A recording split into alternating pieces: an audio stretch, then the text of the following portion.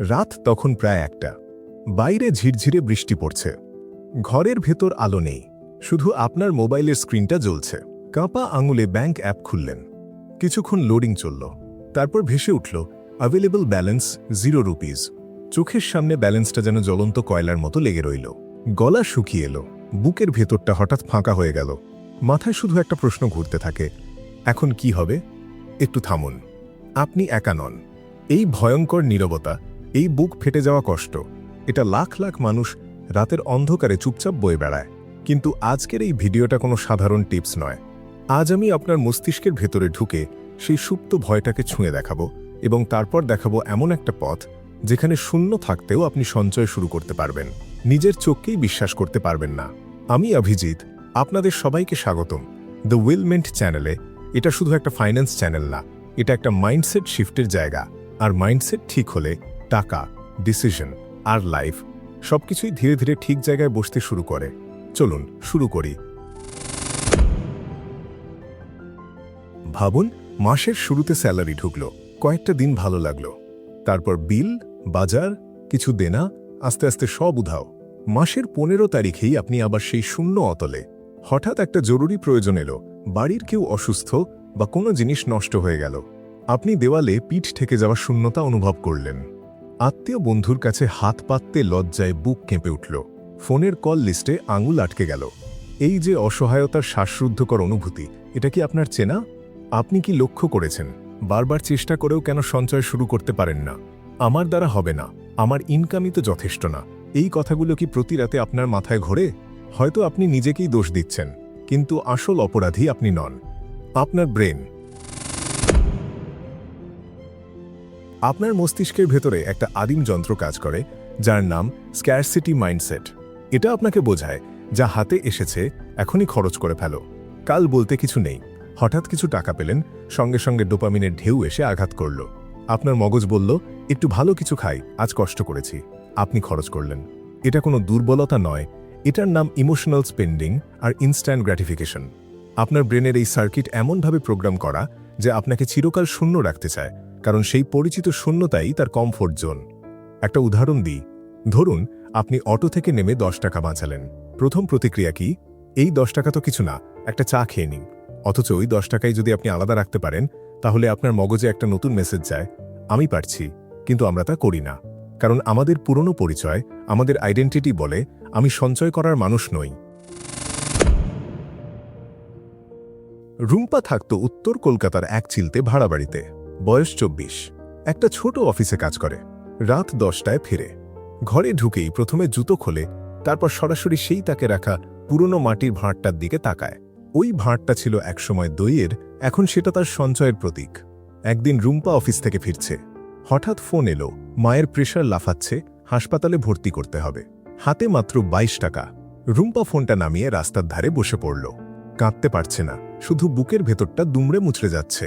এই সেই মুহূর্ত যখন জীবনের কাছে নিজেকে চরম অসহায় মনে হয়। সেই রাতেই রুম্পা একটা কাজ করল। ঘরের একমাত্র তাকে ধুলো জমে থাকা ওই মাটির ভাঁড়টা নামিয়ে আনল। পরম মমতায় সেটা পরিষ্কার করল। তারপর পকেট থেকে 1 টাকার কয়েন বের করে ভাঁড়টার মধ্যে ফেলল। ঠং করে একটা আওয়াজ হলো। সেই ছোট্ট শব্দটা যেন রুম্পার সমস্ত ক্লান্তিকে বিদ্ধ করল। ও ঠিক করল, প্রতিদিন যাই হোক না কেন এই ভাঁড়ে কিছু না কিছু জমাবে। এই জায়গাটা এসে একটু থামুন। আপনার বাড়িতে কি তেমন কোনো পাত্র পড়ে আছে? হয়তো একটা পুরনো কৌটো, হয়তো কোনো ফেলে দেওয়া মাটির ভাঁড়। ওটাই হতে পারে আপনার মুক্তির শুরু। রুম্পার মতো আপনিও কি পারেন না? এবার একটা কষ্টকর সত্য বলি। সমস্যা আপনার ইনকামে নয়, সমস্যা আপনার আইডেন্টিটিতে।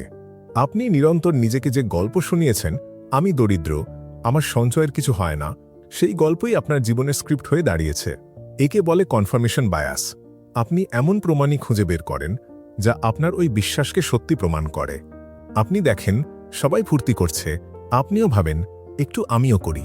অথচ আপনি কখনোই লক্ষ্য করেন না, পাশের বাড়ির রিকশাচালক জগন্নাথ মাঝি প্রতি রাতে তার টিনের বাক্সে 10 টাকা করে ফেলে। আসল লড়াইটা বাইরের কোনো পরিস্থিতির সাথে নয়, এই লড়াই আপনার নিজের সাথে।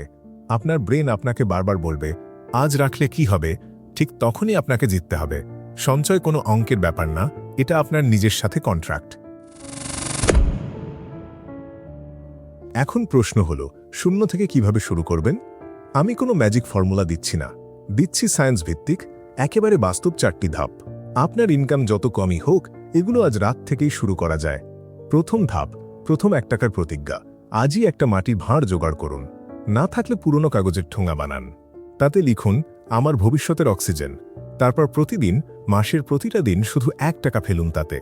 1 টাকা মনে হচ্ছে কিছুই না, কিন্তু সেই 1 টাকা ফেলার সময় আপনি আপনার মগজকে যে সিগন্যাল দেবেন, সেটাই পাথর গলানো নদী তৈরি করবে। সেই 1 টাকা পড়ার ঠং শব্দটা হিপোক্যাম্পাসে গেঁথে যাবে এবং ধীরে ধীরে আপনার আইডেন্টিটি বদলে দেবে। দ্বিতীয় ধাপ, মাইক্রো জয় রিচুয়াল। প্রতিদিন অন্তত 1টা করে খরচ এড়িয়ে চলুন। ধরুন, অটো না নিয়ে বাসে এলেন, বাঁচল 7 টাকা। তখন মনে মনে বলুন, এই 7 টাকা আমার মানসিক শক্তি। অফিস থেকে ফিরে সেই টাকাটা ভাঁড়ে ফেলুন। এতে আপনার প্রিফ্রন্টাল কর্টেক্স শক্তিশালী হবে, যাকে বলা হয় সেলফ কন্ট্রোল মাসল। তৃতীয় ধাপ, পকেট ড্রেন মেডিটেশন। রাতে ঘরে ফিরে দরজা বন্ধ করে প্যান্ট, জ্যাকেট, ব্যাগের সব চেন খুলে ফেলুন। যে খুচরো পয়সাগুলো বেরোবে, সেগুলো ভক্তি ভরে ভাঁড়ে ঢালুন। কোনো পয়সা ফেলনা নয়। এগুলো আপনার ছোট ছোট সেনা, যারা আপনার ভবিষ্যতে পাহারা দেবে। পয়সা ফেলার সময় চোখ বন্ধ করে ভাবুন, এই ধনই আপনার আত্মবিশ্বাসের ইট। চতুর্থ ধাপ, ভবিষ্যৎকে চিঠি। প্রতি রবিবার রাতে ভাঁড়টার সামনে বসে মোবাইলের নোটসে বা ডায়েরিতে লিখুন 1 লাইন, এই সপ্তাহে জমানো প্রতিটা পয়সা আগামী দিনের ক্রাইসিসে আমার মুখে হাসি ফোটাবে, এবং কল্পনা করুন সেই মুহূর্ত। যেমন ধরুন, পরের মাসে হঠাৎ ওষুধের দরকার। আপনি অন্যের কাছে হাত না পেতে চুপচাপ ভাঁড় থেকে টাকা বের করছেন। সেই মুহূর্তের শান্তিই আপনার সবচেয়ে বড় ডোপামিন ডোজ। এখন এই মাটির ভাঁড়ের কথাটা একটু গভীরে অনুভব করুন। এটা কোনো ফ্যাশনেবল পিগি ব্যাংক নয়। এটা বাঙালির ঘরে ঘরে ছিল চিরকাল। লোডশেডিংয়ের রাতে হারিকেনের আলোয় ধুলো জমানো তাকে রাখা ভাঁড়। তার গায়ে জমে থাকা সামান্য ধুলোও যেন বলছে, আমিও ভুলেছিলাম নিজেকে। রুম্পার সেই ভাঁড়টা সময়ের সাথে ভারী হতে থাকে। যখন ও তাতে কান পেতে রাখে, সেই ভর্তি কয়েনের ঘষার শব্দ সেটা সিম্ফনির মতো লাগে। এটা মিডল ক্লাসের আত্মমর্যাদার প্রতীক। এটা বলছে, বড় ব্যাংক ব্যালেন্স নয়, নিয়মিত সঞ্চয়ের মনুষ্যত্বই আসল বিত্ত। আপনার ওই ভাঁড়টা হবে আপনার সাইলেন্ট পার্টনার। বৃষ্টির রাতে যখন একাকী লাগবে, আপনি সেই ভাঁড় ছুঁয়ে দেখবেন আর টের পাবেন, আমি একা নয়, আমার পাশে আমারই পরিশ্রম জমা আছে।